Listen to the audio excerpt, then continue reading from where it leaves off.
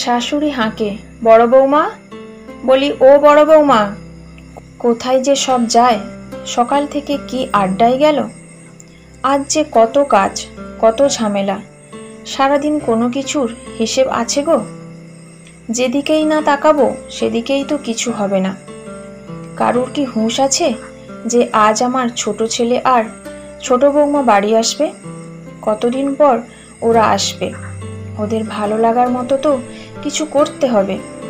আপন মনে সন্ধ্যারানী বকবক করতে থাকে।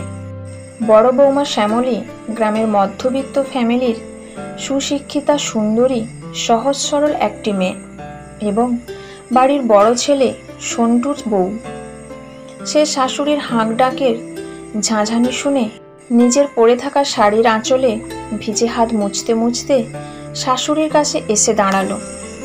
বলল, হ্যাঁ মা, কিছু কি এখন করতে হবে?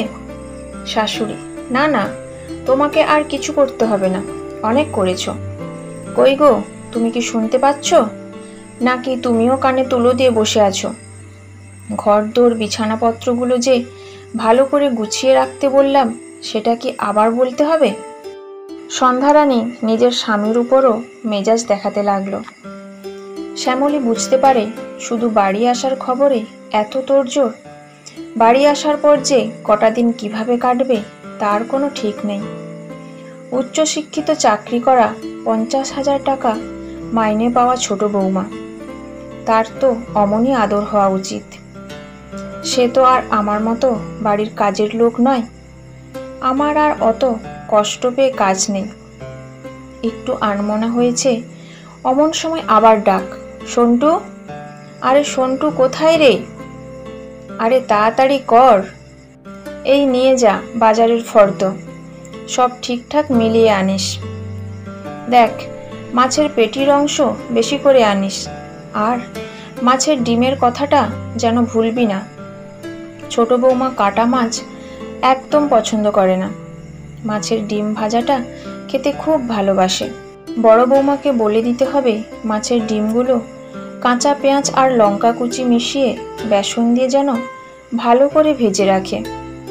সন্টু, শোন, মনে ছিল না রে, আর গোটা কুড়ি মুরগির ডিম আনিস।